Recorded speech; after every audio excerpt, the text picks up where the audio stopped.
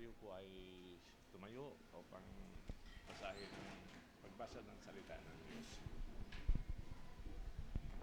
Makikita sa kung may mga banal na sulatan tayo, buksan natin sa Romans 15, verse 22.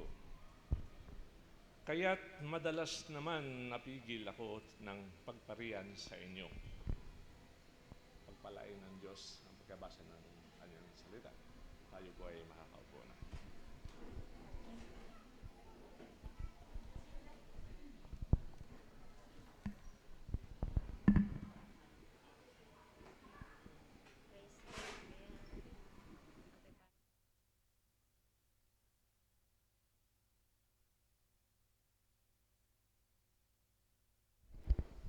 Blessed morning sa bawat isa. Happy Father's Day po sa mga tatay na nandito ngayon.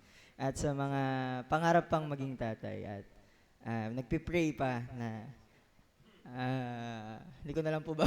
Joke. Ayan, blessed morning. Are you glad that you are here? Amen. God is glad that you are here. Ayan. So, hindi ko na po papahabain dahil mahaba na po ang ating oras. Dediretso ko na po sa ating HKM. So, recently, I've been scrolling through my phone, through social media. Tapos, lagi lumalabas sa feed ko, mapa Instagram, mapa Threads, itong,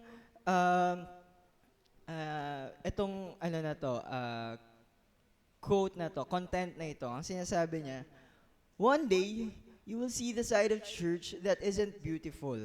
And when that day comes, don't let go of God because of people.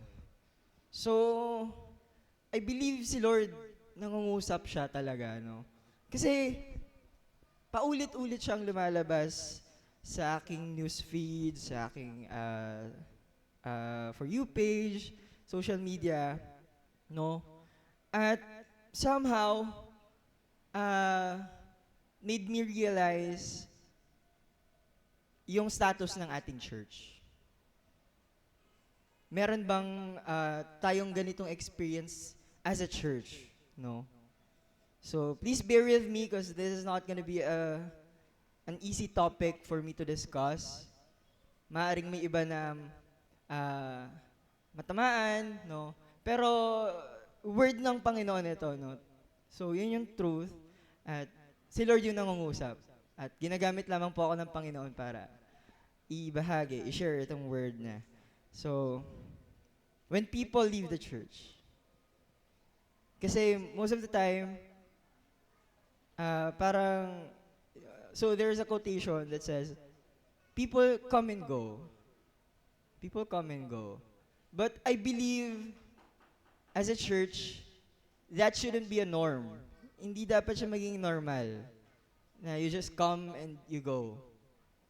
Well, maybe because possible kaya ka kailangan umalis is because you are doing an outreach. Pwedeng ganon, di ba? Expanding the kingdom of God, sharing the word, doing ministry. That could be a good reason. Kaya ka alis.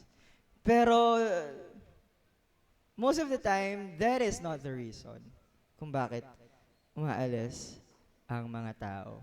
Bakit nga ba umaalis ang iba sa atin? I believe wala naman po nandito sa pamilyang Kristiyana. Amen po ba? Amen. Why do people leave the church? So, I used the AI para i-gather yung mga common reasons, some common reasons why people leave the church.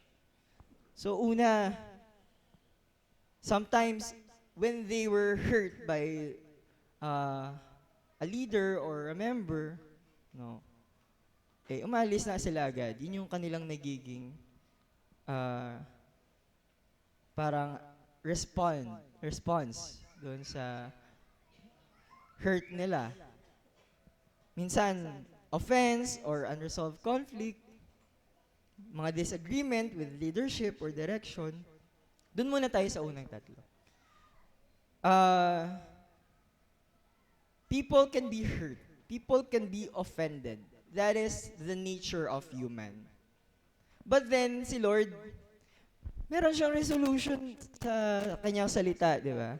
When there's an unresolved conflict, when you were hurt by someone, malinaw na sinasabi ni Jesus, no? Tinuturo ni Jesus sa Matthew 18:15, yung reconciliation, how we should reconcile with another, di ba?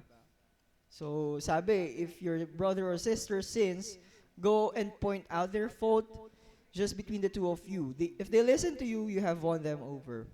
But if they will not listen, take one or two others along, witnesses, so that every matter may be established by the testimony of 2 or 3 witnesses. If they still refuse to listen, tell to the church. And if they refuse to listen, even to the church, treat them as you would a pagan or tax collector. Merong resolve si Jesus sa mga reasons na to. So, hindi natin kailangang umalis kung yan yung reason natin.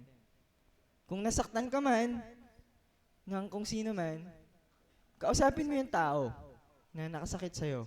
Privately. No? Just between the two of you, sabi dito sa verse. So, there's no reason para umalis ka kung yan yung reason mo. Kung may unresolved conflict, hindi dahilan yon para umalis ka. No? Minsan yung small na disagreements, sometimes kapag hindi na-resolve, hindi na pag-usapan, lumalaki. Kakaroon ng bitterness sa puso mo. Pero malinaw din ang sinasabi sa Bible na put away your bitterness. No? Sabi sa Ephesians 4:31-32, get rid of all bitterness, rage, and anger, brawling and slander, along with every form of malice. Be kind and compassionate to one another, forgiving each other, just as in Christ, God forgave you. So, there's no reason for us to leave the church. Walang rason para tayo umalis ng church. Dahil kung susundin natin yung sinasabi ni Jesus, hindi na natin kailangang umalis. Kasi mariresolve yung conflict. If you just communicate, if you just talk it over, di ba? Pag-usapan nyo. I'm telling this, but I am also struggling with this right now, actually. Sabi ko, Lord, ang dali pa lang sabihin, pero kapag gagawin mo na, ang bigat. Di ba? Kasi, ang daming pumapasok sa isip mo ng mga thoughts na baka hindi ka pakinggan, baka mas magalit sa'yo. Pero, wala pa nga eh. Wala ka pang ginagawa. Pinapangunahan mo na ng thoughts mo. Hindi mo tuloy ginagawa. Hindi ka sumusunod sa kalooban ng Panginoon na kausapin siya. May mga reasons tayo kung bakit di natin kinakausap. Pero sabi ni Lord, kausapin mo siya. And with that, mariresolve yung conflict. Diba? Hindi mariresolve yan kung hahayaan mo lang. Actually, medyo hindi ako nag-agree dun sa sinasabi nila na time heals everything. Siguro at some point, but then, kung you let alone time mag-heal sa'yo, pero wala ka namang ginagawang action, there's no resolution, no communication, how would that heal? How would that even resolve the conflict? Diba? Pinalipas mo lang, pero pag nakita mo ulit siya, meron pa ring pain, there's still a bitterness in you. Diba? Hindi pa rin kayo okay, baka awkward pa kayo eh, kapag nagkita kayo. So there's no resolved conflict with that. Kaya I believe, ito talaga yung solution. No? Yung sinasabi ni Jesus na, pag-usapan ninyo, privately. Diba? O doon naman tayo sa sunod. Spiritual dryness or hidden sin. Minsan may mga pinangahawakan tayo na or tinatago ng mga kasalanan. I remember, hindi naman na tayo nag-i-EGR. I remember, dati, sa EGR, may tinatawag na pato. Yung pato. Hindi ko na po ikakwento kasi medyo haba pa tayo. Pero yung pato, no, yun yung mga hidden sin natin. Na hindi na natin dapat itago. Actually, dati bawal sabihin, secret lang yun eh. Pag sinabi para spoiler kapag ano. Pero yun nga, yung pato. wag mo nang itabi yung pato. Wag mo nang itago yung pato. Yung pato yung duck. Yan, duck. So, may story kasi behind that. Pero di ko nagkikwento. Tanong nyo na lang po dun sa mga nag-EGR kung ano yung pato. Yan. So, wag na tayong magtago ng kasalanan. Kasi minsan ito yung nagkakos sa atin para maging mahiwalay or lumayo sa church. Di ba? Minsan kapag, alam mo, yun nga yun yung sinasabi ko palagi sa kanila na, bakit kailangan itago? Ibig sabihin may mali. Diba? Why do you have to hide it from them, from the people of the church, from people of God? Kasi alam mo, na kapag nakita nila, i-correct ka. Therefore, may mali. Kapag tinatago, hindi kailangan itago. Kung walang mali, tinatago. May mga hidden sin tayo na sometimes nagpapalayo sa atin sa church. Makes us leave the church. Minsan, kapag yung sin na yon lumaki pa, and kinorek ka doon, no? May nakakita sa'yo, kinorek ka. May pride pa sa'yo. Sina-justify mo pa yung kasalanan mo. Sabi mo, sa ibang church naman, okay lang yun. Wala na, aalis ka na kapag ganun. We have a few experiences about that. Pero, yun nga, tunay na ganun yung nangyayari kapag may tinatagong kasalanan. I-expose at i-expose ka ni Lord kung tinatago mo yung kasalanan mo. Better yet, mag-repent ka na. Diba? Repent. Huwag mo na itago yan. Confess your sins. Diba? Sabi nga sa James 5:16. James 5:16, confess your sins to one another so that you may be healed. Although may ibang context. Pero malinaw na you have to confess your sins to one another. So, do not let God expose you pa. Do not wait for that moment. Huwag mo nang hintayin na si Lord mag-expose sa'yo. No? Baka ang mangyari niyan, matulad ka kay Achan, di ba? Si Achan na nagtatago ng kasalanan. Expose siya ni Lord Gusto mo ba na ikaw rin, i-expose ka ni Lord? I-expose ka talaga niya kasi mali yun kasalanan yun. Di ba? Hindi niya yun kalooban. Much more makaka-apekto yun sa church. So, huwag mo na itago. Mo na. I-repent mo na yan. Sabi mo sa katabi mo, mag-repent ka na. Nag-repent na yan. Nag-repent ka na ba? Sabi mo sa katabi mo, nag-repent ka na ba? Amen. You have repented, right? So, pag naman may conflicts, no? Or disagreements, malinaw na magpatuloy pa rin tayo. Si Paul and si Barnabas nga, di ba? Although nagkaroon sila ng sharp disagreement, they still continued on serving God. Patuloy pa rin sila sa pag-serve kay Lord, pag may ministry. No? Sabi sa James 3 verse 2, we all stumble in many ways. Therefore, we make room for mistakes. Nagkakasala pa rin tayo.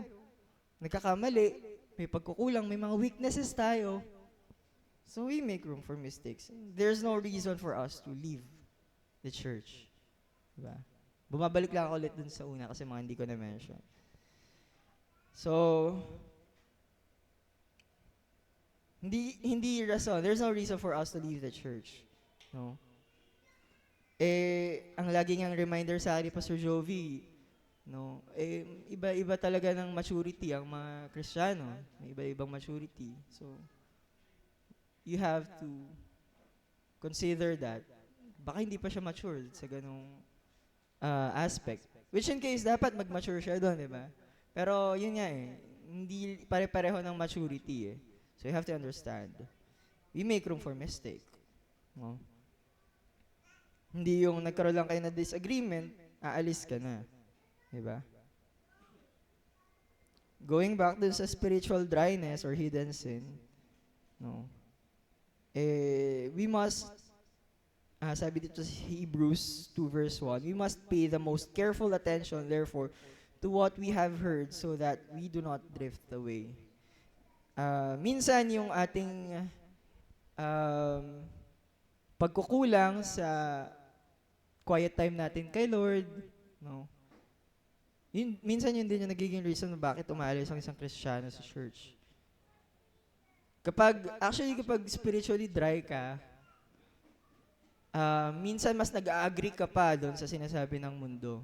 Sa mga prinsipyo ng mundo. The principles of this world. No?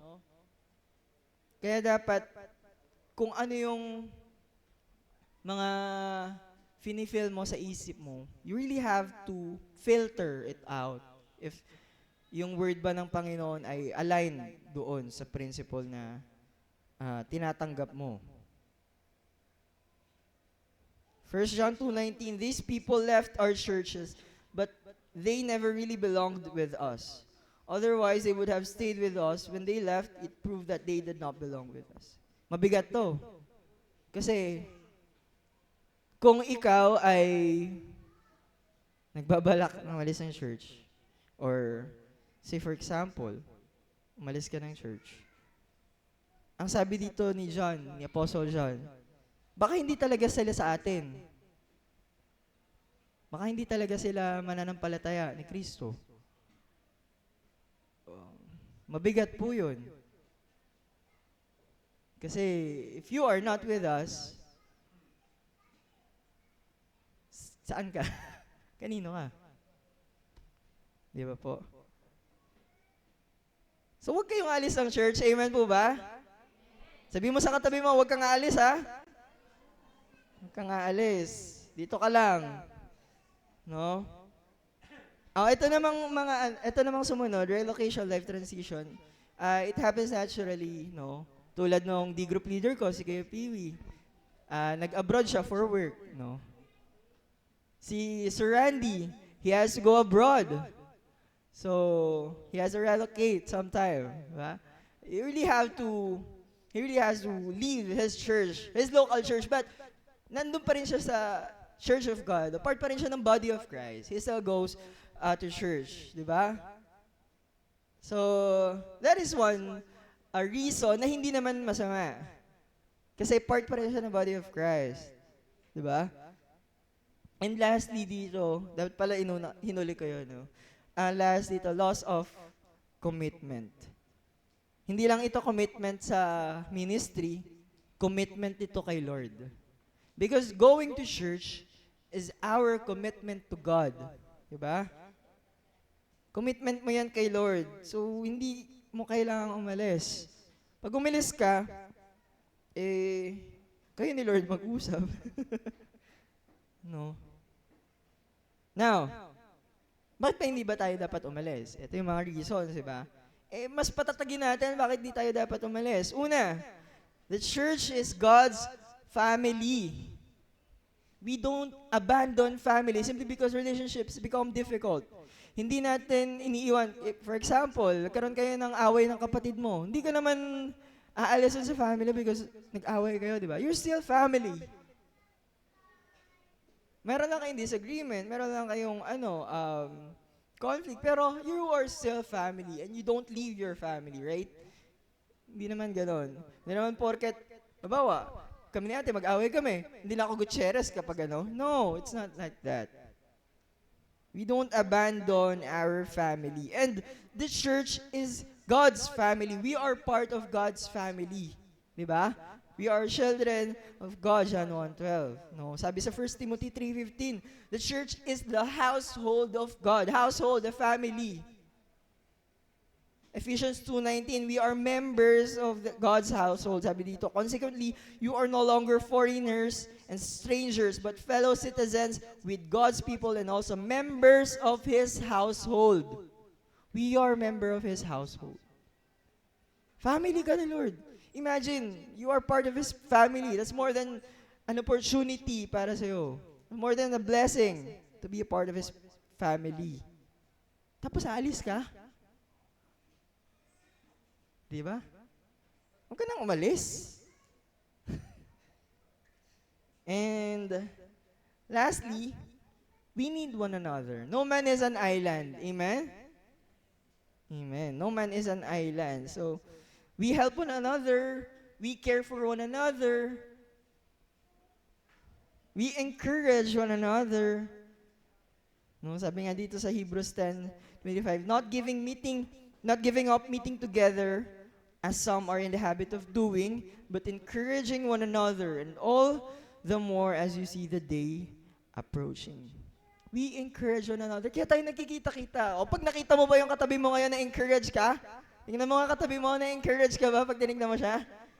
Ayan. Dapat encouragement kapag nakikita mo siya, hindi discouragement. Kaya laging tinatanong natin every start, di ba? Are you glad that you are here? Kasi dapat glad ka. Di ba? Masaya tayo na nandito tayo at nagkikita-kita. No? Sa Ecclesiastes 4, siya sabi nun, two are better than one. If you have problems, there's the church. Here's the church to help you. Here's the church to pray for you. Imagine no one is praying for you. You also pray for one another. You also pray for the others. Diba? We pray for one another. We need one another. Kasi we are one body with many members. Sabi sa 1 Corinthians 12, verse 12 to 27. We are one body. We are part of God's church. So, there's no reason for us to leave the church. Diba? Hindi yung nasaktan ka lang, aalis ka na. Doon na ako sa church na to. Kasi doon, at least, tinatanggap nila. Tanggap ka namin, basta you just have to, communicate. You have to talk about it. Tanggap ka namin. Sino ba nagsabi hindi ka tanggap? Hindi namin tanggap yung ginagawa mo kung nagkakasala ka, pero ikaw, tanggap ka namin. Diba? We love you. Therefore, you do not have to leave the church. So, may this be a reminder to every one of us na no matter what happens, katulad nga yung kanina, meron talagang flaws. Ang mga tao, meron tayong weaknesses, meron tayong mga imperfections, no? Pero, actually, medyo dapat i-rephrase pa yung kanina. No? Pero, the thought is, we don't have to leave the church just because of a simple misunderstanding, no? Simple conflict. No matter how big that conflict is, kahit hindi siya simple, kahit complicated pa yan, magkaalis. Kasi, we are family. Diba? Pamilyang Kristiyano nga eh. Diba? We are family. Family of Christ. So, we don't have to leave. Okay? May mga circumstances man, mananatili tayo sa Panginoon. Okay? So, I pray and hope and for everyone na wala nang aalis. Sabihin mo sa katabi mo, huwag kang aalis ha. Huwag tayong aalis. To God be the glory.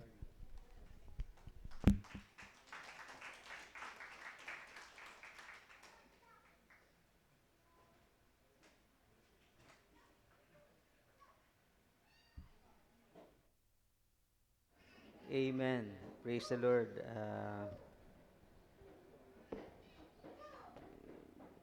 Konting paliwanag lang na hindi ko kami nag-usap kung ano yung si-share ni Jervis. We didn't talk about what he's going to share today. So, relieved ako doon, relieved. But we do the HKM or housekeeping matters because sometimes during the sermon or I may not be able to tackle what we need to address as a church. So we have housekeeping matters to handle that. Okay. Um, but in case na malinaw yung halimbawa merong God is leading us to leave the church. If in case that happens, siguro we have to talk to our pastor, no, and ask for permission or tell your plan. Okay, so that's, I think, the best way to do in order for you to be in the right, no, to be in the right, uh, and also to show respect to your pastor. Agree? Okay, agree. Okay. Um, we thank the Lord God, uh, for God's granting us what's this? A recognition for having been in the ministry of kids outreach for so many years, and praise God kasi nag-endure tayo. So palapakan natin si Lord sa reward na to. Kasama nito ay yung bagong ano ulit, Kevlar na speaker, no, na may microphone. Palapakan natin si Lord po doon. Okay. So God is providing for our church needs in terms of material and spiritual.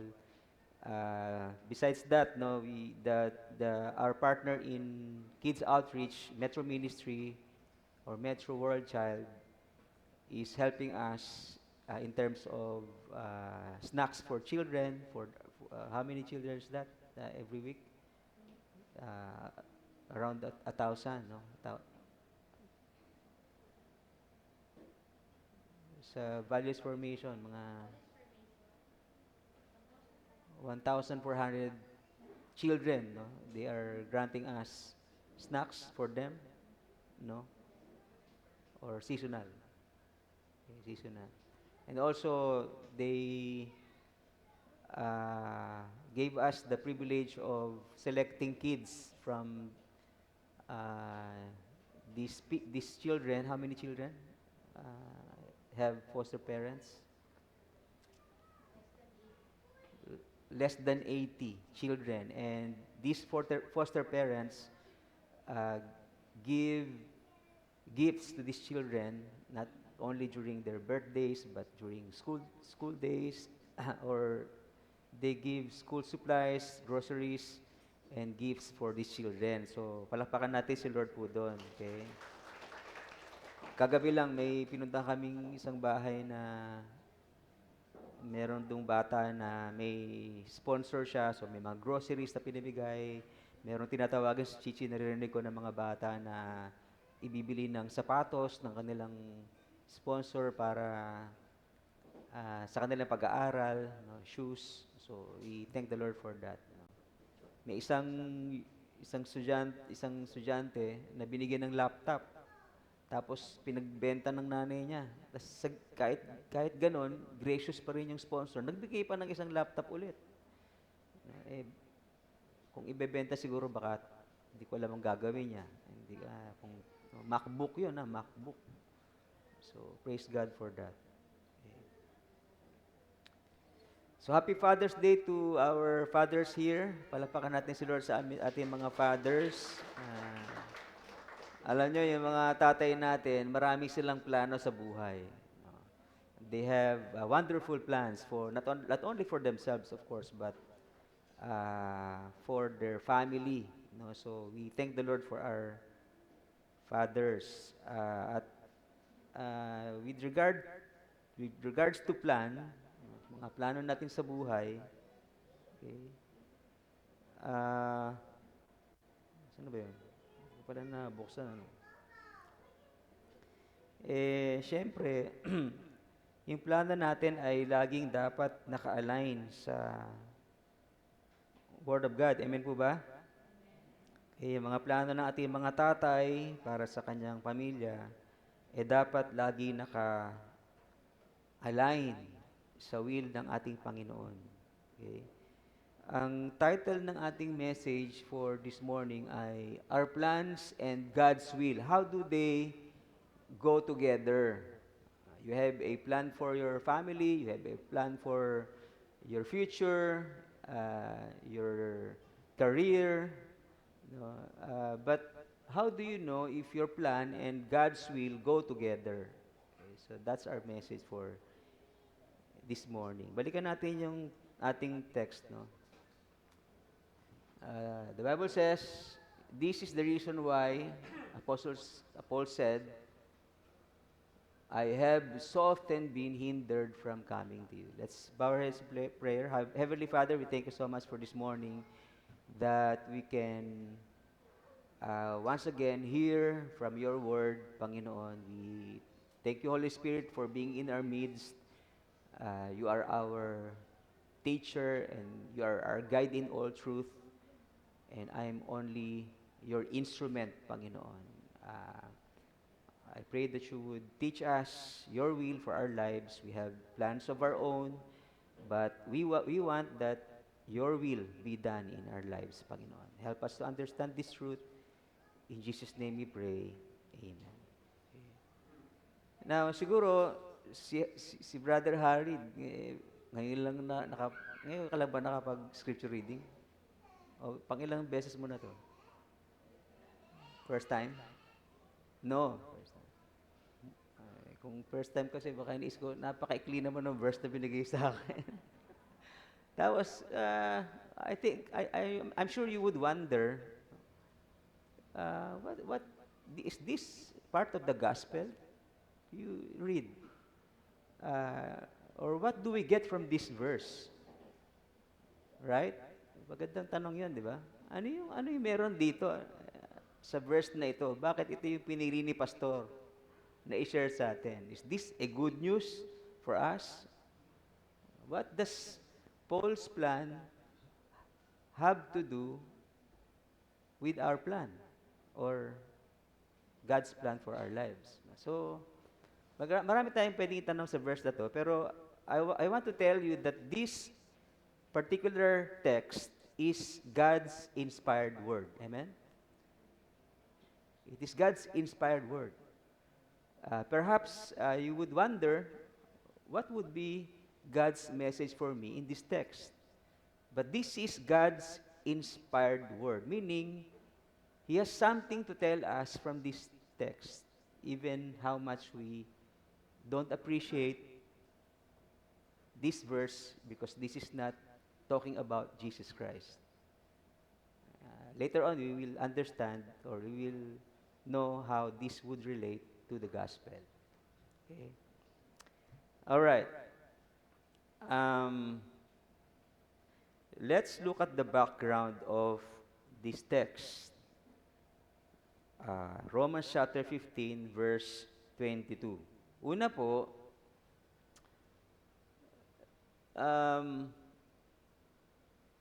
ang sinasabi dito ni Apostol Pablo ay yung kanyang matagal ng plano na bumisita sa mga believers sa Rome at napipigilan yon ng kanyang concern para i-preach ang gospel doon sa mga region na hindi pa naibabahagi ang mabuting balita. Okay, so that's bullet number one, background of the text. Romans chapter 15, verse 20. Sabi niya, ni Apostle Paul, and this is God's inspired word, thus I make it my ambition to preach the gospel, not where Christ has already been named. Ang pangarap ko sa buhay, ang plano ko sa buhay, ang ambition ko, okay, ay hindi maging arkitekto, hindi maging doktor, hindi maging seaman, hindi maging empleyado, ng ibang tao, kundi maging empleyado ng Diyos. Ako ay nakatali kay Kristo sa pangangaral ng kanyang mabuting balita. Yan ang plano ko sa buhay. At yung plano na yon niya, na ipangaral ang salita ng Diyos sa mga lugar na hindi pa nakikilala si Kristo, ngayon, kahit saan ka magpunta, kilala na si Kristo di ba? Pero sa time niya, marami pang lugar na hindi pa nakikilala si Kristo, na kailangang ibahagi ang salita ng Diyos para sa kaligtasan ng marami. Okay. So napipigilan yung kanyang plano na bumisita sa Rome ng isang plano na palagay ko mas importante doon sa una niyang plano na bumisita sa mga believers in Rome. During this time, si Paul ay naikot na ang mga syudad at regions sa simula pa lamang ng kanyang missionary journey. Okay, meron siyang 3 missionary journey at umabot yun ng 9 to 11 years. Yung kanyang 3 missionary journeys. At ang na-cover na area ng kanyang mission work, yung pag-ikot niya sa mga lugar ay kasing lawak ng Pilipinas. Kumbaga, sa panahong ito na sinulat ni Apostle Paul ang ating text, naikot niya na yung buong Pilipinas para ma-share ang gospel. Okay? Ganong kalawak na ang naabot ni Apostol Pablo, nagawa ni Apostol Pablo sa tulong ng Diyos, o ginawa ng Diyos kay Apostol Paul, sa pamagitan ni Apostol Paul, para maipangaral ang salita niya at marami ang maligtas. Okay? Kaya pagod na siya. Kaya ang sabi niya, gusto kong dumalaw sa inyo, mga kapatid ko sa Rome, para naman ma-refresh niyo ako, ma-refresh tayo, sapagkat ang daming mga nangyari sa buhay ko. Yun yung kanyang purpose sana, bumisita. Pero napigilan yon ng kanyang desire na i-preach pa si Christ sa mga lugar na dapat niyang puntahan. Pero, ano yun?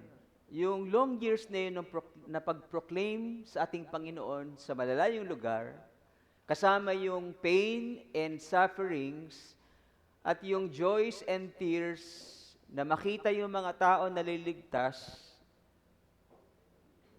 yun yung nag-prevent kay Apostle Paul sa kanyang matagal ng plano na bumisita sa mga kapatiran sa Rome. Okay? And then he says, after that, sa ating text, okay, in the next verse, pero ngayon, sabi niya, so okay, naikot ko na yun, nakatatlong missionary journeys na ako, patapos na ako sa pangatlong missionary journeys na to. Gusto kong bisitahin kayo, pero hindi pa ngayon. Okay, may plano akong bisitahin kayo, pero hindi pa ngayon. Pero ngayong natapos ko na, sabi niya, wala na akong mapuntahang lugar sa Pilipinas. Kasi laki ng Pilipinas yung inikot niya. So, gusto kong pumunta na sa Spain, sabi niya. Kasi naikot ko ng buong Pilipinas, wala na akong lugar para gawin ang trabaho ng pangangaral ng salita ng Diyos doon. Kasi naipangaral na si Kristo doon. Okay? For 11 years. So, gusto ko na kayong dalawin. I hope to see you in passing. Okay. Dadaan ako sa inyo para magkaroon tayo ng fellowship at ma-refresh nyo ako, ma-refresh tayong lahat. Okay, dahil napagod tayo sa ministry. Okay, pero pagkatapos ng dalaw ko sa inyo, tulungan nyo ako makapunta ng Spain para sa another mission work. Yun yung pinanggagalingan ni Apostle Paul sa kanyang sinulat at sa text na ating binasa kanina. Okay? Naintindihan po natin? Yung ginawa ko actually ay Ang tawag doon, exegesis. Okay, yung pag-interpret ng isang text. So that, para maintindihan natin ang pag-unawa ng isang text, inuunawa natin yung buong context. Alright? So let's summarize. I-summarize natin kung ano yung sinasabi sa ating text. Si Paul ay gustong-gustong dumalaw sa mga kapatiran sa Rome. Napipigilan yon ng pangangailangan na i-preach si Kristo bago matapos ang kanyang pangatlong missionary journey. Now na tapos na yung kanyang mission sa East, or matatapos na yung kanyang mission sa East, gusto naman niyang pumunta sa West, sa Spain, pero bago mangyari yun, yun na yung perfect time na dumalaw sa Rome. Kasi pagpunta niya sa Spain, para makapunta siya ng Spain, dadaan muna siya sa Rome. Kasi ang Rome sa mapa, Rome, ang Spain, paganon. So, andito siya, paganon siya. Paganon, paganon. Okay. Dadaanan niya, in passing, yung Rome. Now, ano yung truth? Ito na tayo. Ano yung message ni Lord para sa atin? Ano yung katotohanan na meron dito na masasabi natin na makapangyarihan ng salita ng Diyos? Biro mo yung verse na yun, parang walang sense kung tutuusin. Pero ano yung truth na meron dito na gustong ituro sa atin ng Panginoon? Okay? What are the truths or principles that God wants us to learn from this verse? Number 1, gumagawa tayo ng plano sa buhay, pero ang Diyos ang nagdadirect ng ating steps. Amen? You agree? Okay. In verses 15 to 16, alam ni Apostle Paul, okay, ang plano ng Diyos para sa kanyang buhay. May plano siyang pumunta ng Rome, pero alam niya kung ano yung direction ni Lord sa kanya. Ang direction ng Lord sa kanya is to preach the gospel to the Gentiles. Okay? On the one hand, meron siyang plano, he has a plan to visit Rome. Ang tawag ng iba doon, visitation ministry. Okay? He has a plan to visit the believers in Rome. Pero, bagamat gusto niyang gawin yung planong yon, kailangan niyang gawin ang isang mahalagang bagay na pinagagawa sa kanya ng Panginoon, and that is to proclaim the gospel of our Lord Jesus Christ among the Gentiles, those who have not yet heard about Jesus Christ and the gospel of salvation in Him. The good news of salvation in Him. So God did not allow him to do his plan to visit Rome. And Paul cannot afford to disregard God's mission for him, and God would not allow Paul to swerve. Okay? Or change direction. Right? So, makikita po natin dito mga kapatid na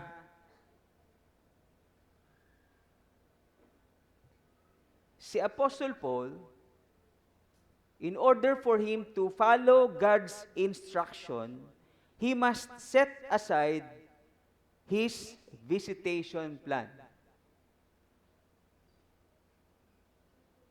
Okay? Consider Jonah.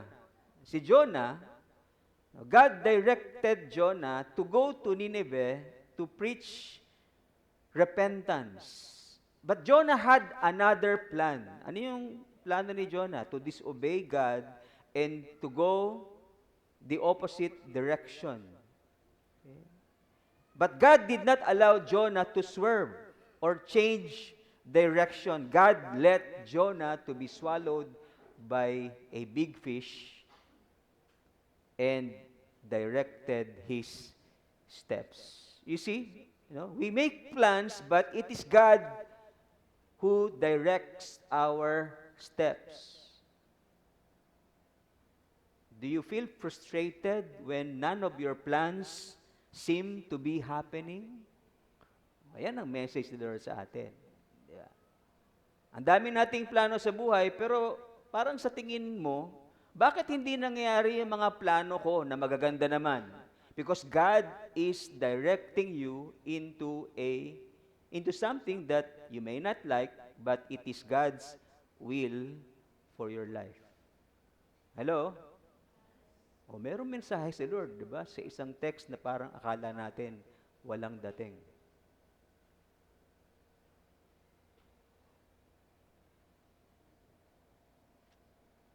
If you feel frustrated when none of your plans seem to be happening, don't worry, you are not alone. Okay. My plan before was to become an architect, but God suddenly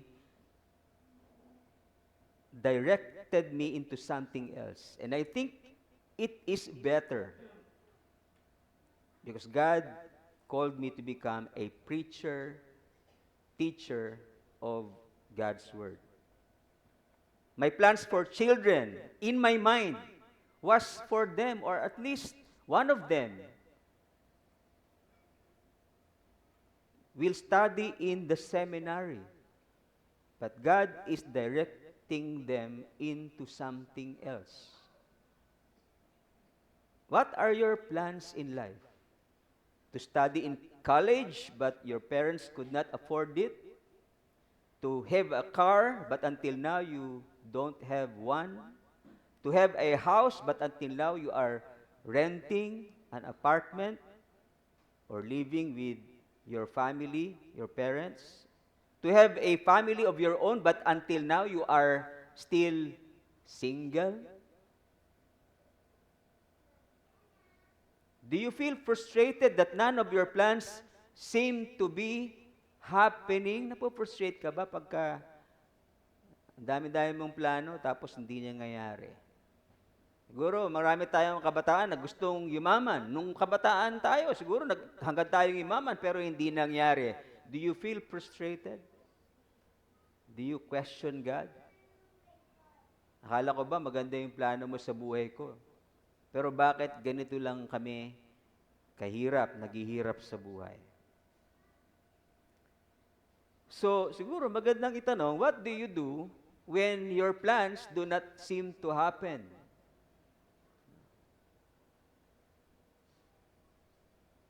Pagka ginamit mo yung what do you do, question mark. Pero pagka ginamit mo yung what to do, tas meron kang list na mga gustong sabihin dyan, anong tawag sa dalawang gano'n? Colon.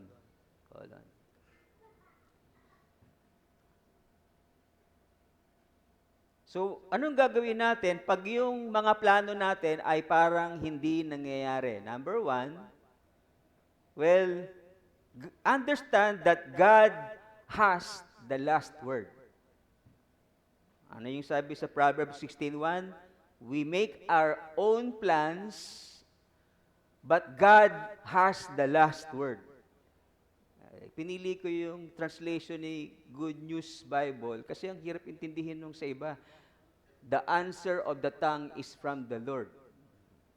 So I think ininterpret ng mabuti ng Good News Bible yung King James, English Standard Version na God has the last word. Okay. So may mga plano tayo sa buhay, pero ang Diyos ang may huling salita. Siya yung magdidikta kung ano yung dapat mong maging plano or puntahan sa buhay. Parang si Job, di ba? May plano siyang pumunta si Job sa Nineveh, yun ang plano niya, no one can thwart it. Si Jonah pala. I'm sorry.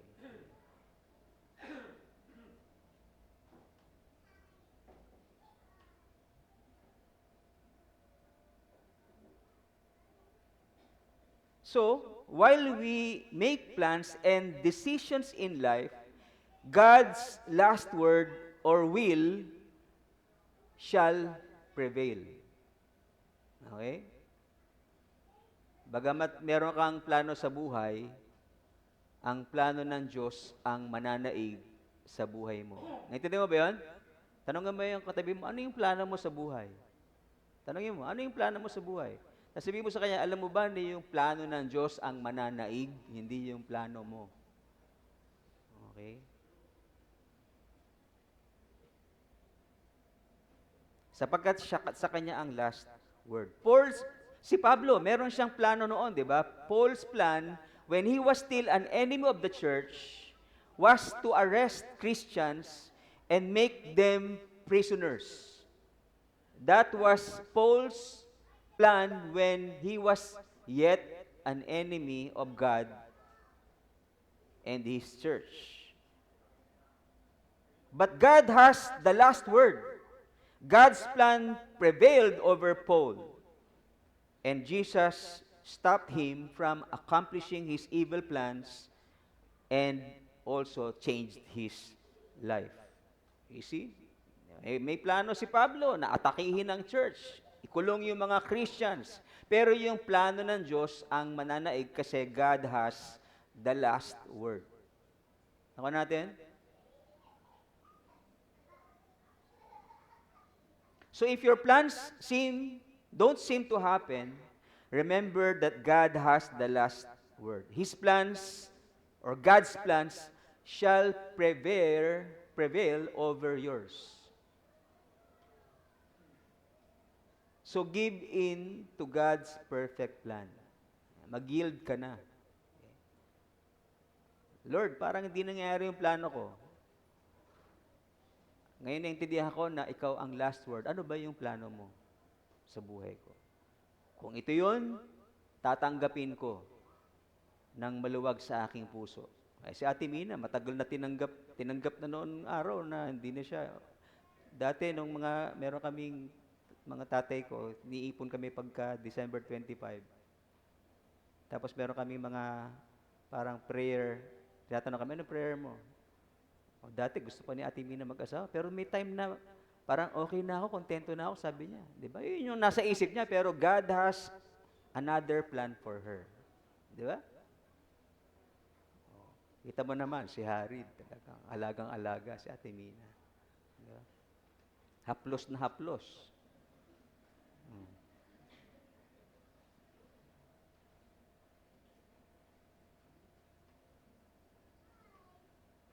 So if your plans don't seem to happen, no, that is because God has the final say.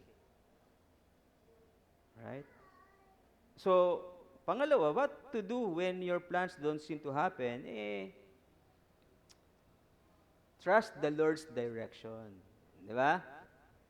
Magtiwala tayo sa kanyang direction. Ano yung sabi ng karugtong nung Proverbs chapter 16, verse 9, you may make plans, but God directs your actions or determines your steps. Okay. Proverbs chapter 3, 5 to 6, trust in the Lord with all your heart and lean not on your own understanding. In all your ways, acknowledge Him, and He will direct your paths, or sa ibang translation, straighten your paths. Ginamit ko yung King James kasi nandun yung word na direct, di ba? He will direct your path. So, merong dalawang principle dito sa mga talatang ito. May dalawang prinsipyo. Number one principle, your plans don't work because that may not be God's will for you. Okay? Kaya hindi nangyayari yung plano mo kasi hindi yun ang plano ng Diyos, kalooban ng Diyos para sa'yo. God has other plans. Okay, that's one principle. Sa text na yan. Another principle, your plans don't work because you may not be following His direction. Okay? You do it your way. Ano yung kantang yon?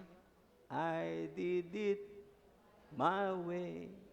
Kaya hindi nangyari yung plano na maganda, plano mong maganda sa buhay mo, na yun din yung plano ng Diyos para sa'yo, kaya hindi nangyari yun because we don't follow His directions. We rather follow our own way of thinking. Own ways of thinking.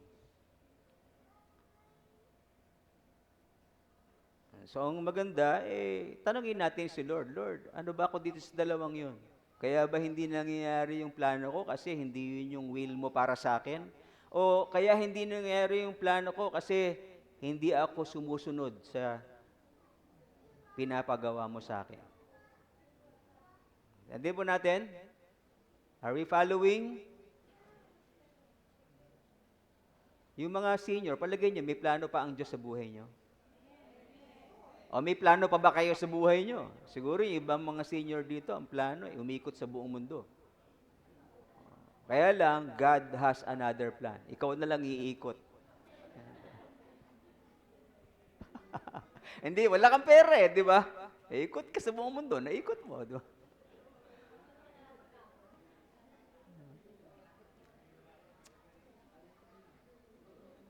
O baka kaya hindi nangyari yung plano mo kasi puro materialism o patungkol sa material. Wala kang plano man lang sa spiritual na buhay. Kaya hindi nangyayari, di ba? Sapagkat ang pinakamagandang plano ng Diyos para sa atin ay yung para sa ating spiritual na buhay. Amen po? Huwag kang mag-ipon ng kayamanan sa langit sapagkat maraming tanga. Hindi yung pag binigla mo yung tanga, iba yung ibig sabihin nun. Ano yung tanga? Kalawang, di ba? Kakalawangin lang yung iniipon mo. Mag-ipon ka ng kayamanan sa langit. So, siguro kaya yung plano natin hindi nangyari kasi puro tungkol sa material. Wala man lang tungkol sa spiritual. Na yun talaga yung pinaka-pangarap ng Diyos sa atin na tayo ay makakilala sa Kanya, lumalim sa Kanya, at maglingkod sa Kanya, hindi nangyayari kasi iba yung plano natin sa buhay. We don't follow God's instruction. Okay?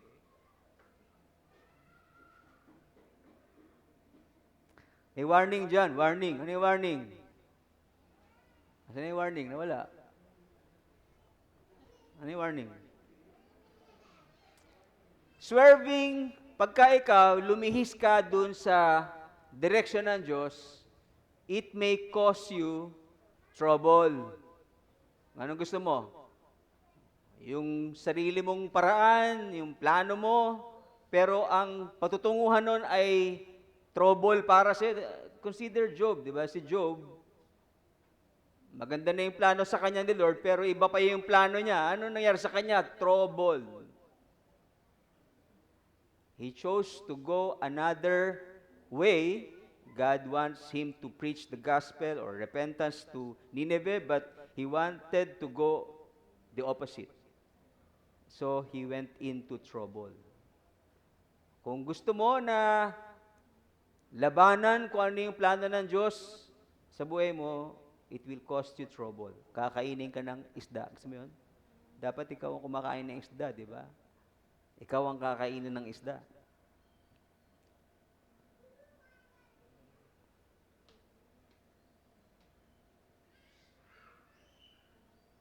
Some young people suffer as a single parent because they swerved from God's direction. Some people suffer in jail because they swerved from God's direction. Some die too early in pain because they swerved from God's direction. Ikaw ba ay nag-iisip na lumihis doon sa direction ng Diyos sa buhay niya? Think carefully because it will cause you trouble and pain. So, bakit ka pa magsuswerve? No? Lalayo doon sa kalooban ng Diyos, lilihis kung magsasuffer ka naman in pain. At magsasuffer in pain kung pwede mo namang piliing sumunod, di ba? At ma-enjoy yung reward ng Diyos. Pipiliin mo na siyempre na sumunod sa magandang plano ng Diyos kaysa doon sa pangarap mo na napakalayo doon sa kalooban niya. Pangalawa, na truth or principle in our text, urgent plans must not be replaced by not so urgent ones. Okay. Meron kang mga plano na urgent at saka hindi urgent, ano yung dapat unahin mo? For Paul, para kay Pablo, yung visitation ministry, makinig kayo, yung visitation ministry ay hindi kasing halaga ng preaching ng gospel. Para kay Paul. Kasi 'di ba, gusto niya bumisit sa Rome, that's visitation ministry, pero ang direction ng Lord sa kanya iba. Preach the gospel to the Gentiles.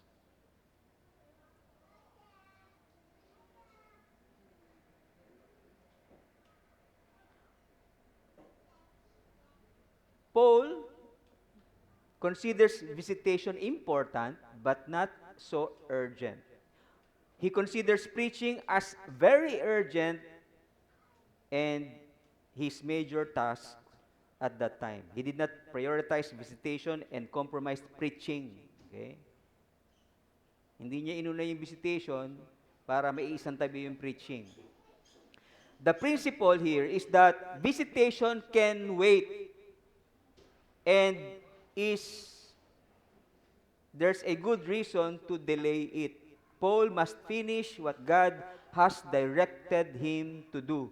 What is that? To finish his third assignment, his third missionary journey. Para kay Pedro naman,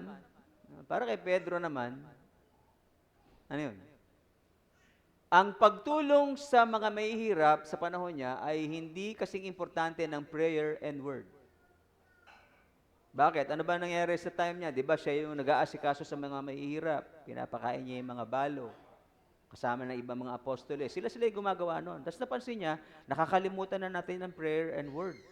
So ang ginawa niya, tumawag siya ng verse. Tumawag siya ng tinawag niya yung congregation, mga representative ng congregation, tapos pumili kayo ng papalit sa amin kasi hindi sa nagrereklamo kami nagpapakain, ginagawa namin yung ministry. Kayo ang gumawa ng ministry nito para kami ay nasa ministry ng word and prayer. Ano yung verse na yun? Ito.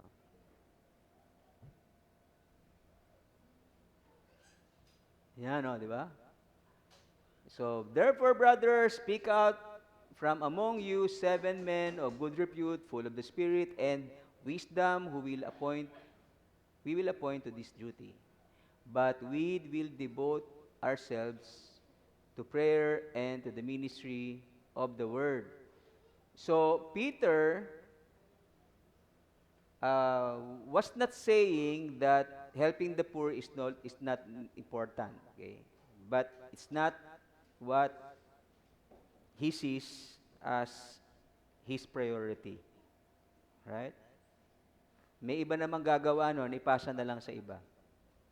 Right?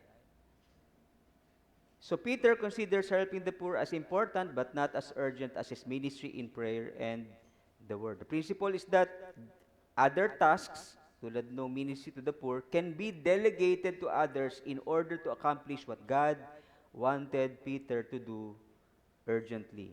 He did not prioritize helping the poor and compromised the ministry of prayer and word. Ikaw, pinaprioritize mo ba yung something that is not urgent and eventually you compromise something very important? Nangyayari ba yun sa'yo? May gusto ipagawa sa iyo ang Diyos na importante, ang inuuna mo yung hindi importante. Gusto na rin magsimba ka, ang inuuna mo, panonood. Or papahinga. Di ba? Mahalaga yung pagpapahinga, pero mahalaga din yung pagsamba. Ano unahin mo? The urgent or the not so urgent? The important or the not so important? Ano yung unahin mo? So, siguro magandang pag-usapan natin, paano tayo magdidesisyon between an urgent plan and the not so urgent. Una, if plan will make kung ang plano mo ay makapagpapasala sa'yo, wag mo nang ituloy. Paano mo titimbangin kung ano yung unahin mong plano? Kasi dahil mong plano sa buhay. Kung ang plano mong yon ay magkakasala ka, wag mo nang ituloy. Di ba? Tama, di ba? plano mo, wag mo nang pumasok ngayon. Papasok ka, pero doon ka sa classmate mo. Kasalanan yun, di ba? Kasi pagsisinungaling yun sa magulang mo. Wag mo nang ituloy. Ang plano mo, itago sa magulang mo yung relationship mo sa opposite sex. Pagsisinungaling pa rin yun, di ba? Wag mo na ituloy. If your plan will make you fall into sin, don't push it. Sabihin sa tabi mo, don't push it. Don't push it. Young people, makinig. Makinig tayo. Ha? Madalas tayo yung, di ba, nagkakamali sa desisyon natin dahil marami tayong adventurous sa mga young people. Gusto nila puntahan lahat, gawin lahat, bisyo. May nakita sila napapanood nila sa reels na mga kissing scene. Gusto nilang subukan, di ba? But if your plan will make you to fall into sin, don't push it. Hello? Because it will cost you pain, suffering, trouble in life. So, umpisa, masarap yun, di ba? Bisyo. Masarap yung na-experience yung mga napapanood mo sa TV na mga lustful na mga desires, but it will cause you trouble. God will judge you, and you will regret the decision you made. Hindi plano ng Diyos na magkasala tayo. Kung may plano kang mag-inom hanggang malasing, don't push it. Kung may plano kang mangloko sa asawa, don't push it. Kung may plano kang mandaya sa negosyo, don't push it. Push it. Pangalawa, kung ang plano mo ay makokompromise yung God-given role mo, stop it. Estudyante ka. Yun yung God-given role mo sa ngayon, estudyante. Anong gagawin mo? Bilang estudyante, mag-aral o maglaro?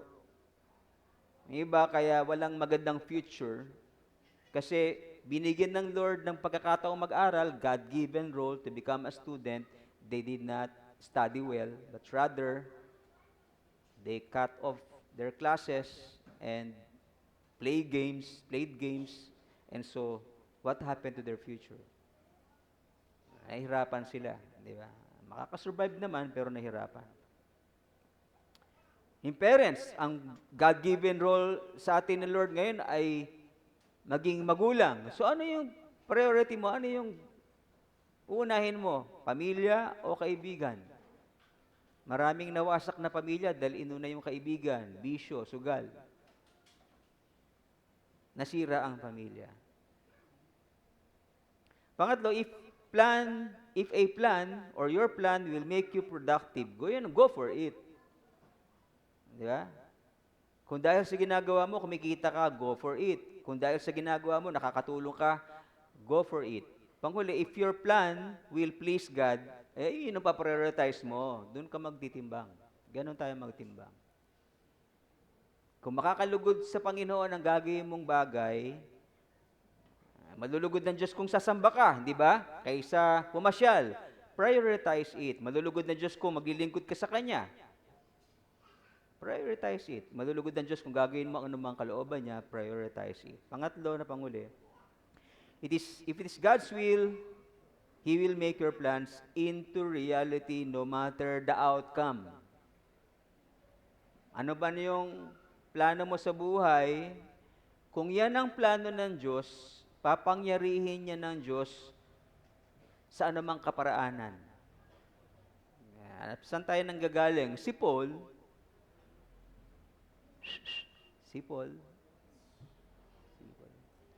sana? Kasi pinipindot ko ayaw. Si Pablo, di ba ang plano niya, bumisita sa Rome. Nakabisit siya, hindi. Palagay niyo. Kung nabasa niyo yung Bible, tungkol doon, mababasa niyo kung ano nangyari. Di ba plano ni Paul na bumisita sa Rome? Napipigilan niyo nung una dahil meron siyang ibang plano dapat gawin na plano ng Diyos sa kanya. Ang tanong, natuloy ba yung plano na yon? Na siya yung makadalaw sa Rome? Natuloy, hindi. Natuloy. Pero nung natuloy nga, pero Siya ay isang bilanggo nung nangyari yon. No matter the outcome, nangyari pa din, di ba? Ang plano niya. Right? Ano yung sabi sa Acts chapter 2 natin? Di ba? So nakarating si Apostle Paul sa Rome. Praise God. Di ba nangyari din yung plano niya na makadalaw? Kahit hindi yun ang inuna niya, dahil maganda naman yon, pinangyari pa rin ng Lord. Kaya lang, meron na siyang gwardya na mga sundalo. Bakit? Dahil siya ay prisoner sa Jerusalem, nadadalhin sa Rome. O, di ba? Ano yung point natin? If it is God's will, your plans will happen no matter the outcome. Okay. Kahit, di ba, si Paul, nag-succeed yung plano niya. He wanted to visit the believers in Rome, but he came as a prisoner on the account of Jesus' name. And Paul did not bother to question God. No, kahit na ganon, di ba? O ano, kung bilanggo ako ngayon, at least nangyari yung plano ko, di ba, na makadalaw. Yung iba, nagagalit. Nangyari nga yung plano ko, pero bilanggo naman ako. Pero si Paul, di ba? Di ba? O kahit bilanggo ako, nangyari pa rin, di ba? Na magkasama-sama tayo, natuloy pa rin yung plano. Hindi siya galit sa Diyos. Ano man ang outcome, nangyari pa rin. At least, di ba? Are you happy that somehow your plan succeeded even in the way you didn't expect it? God may have granted you to have your own family, but not in the way you expected because you were hoping to live in Ayala, Alabang. Pero nasa Ayala Village ka lang. Diba? Be grateful, di ba? Be thankful to God. Nangyari pa rin yung plano mo na magkaroon ka ng pamilya. Hindi nga lang sa magarang tahanan, di ba? Pero tahanan pa din, nagiran. No matter the outcome, still, nangyari yung plano ng Diyos sa buhay mo. God may have granted you to have a car, but not as expensive as rich people have. Well, be grateful to God because at least God gave you something to drive. Di ba? Karag-karag nga lang. God may have granted you to go to college, but only in a public school. Well, be grateful to God because at least He granted your prayers. Di ba? Huwag ka nang magreklamo. Magpasalamat ka sa Panginoon. In closing, so may plano tayo, may plano din ng Diyos. How do they come together? Number one, make plans but don't follow your own desire. Follow God's direction. Di ba? Pangalawa, i-prioritize mo yung will ng Diyos, hindi yung will mo. At pangatlo, pasalamatan mo ang Diyos sa outcome. No matter the outcome, thank God. Sa 1 Thessalonians 5:18, iwanan ko yung salita ng Panginoon. Give thanks in all circumstances. Ano man ang sitwasyon mo ngayon, mahirap ka, may pamilya ka naman, di ba? Be grateful. Thank God in all circumstances, for it is the will of God in Christ Jesus for you. May sakit ka, may pamilya ka naman na nag-aalaga sa iyo. Ganun talaga ang buhay, magkakasakit tayo, hindi tayo pwedeng manatiling dati nating kalakasan. Di ba? Manghihina at manghihina tayo. May mangyayaring hindi maganda sa katawan natin. But thank God, kasi may pamilya ka na mag-aalaga sa iyo. Pastor, wala akong maasahan sa pamilya ko. Thank God, kasi buhay ka pa rin. Di ba? At meron church na pwede magmahal sa iyo. Let's all stand up and let's thank the Lord for His word for us this morning. And let's continue to listen to the voice of God. Ano man ang pangungusap ng Lord sa atin, let's listen to His voice. I'm sure ang Lord ay nangungusap sa iyo.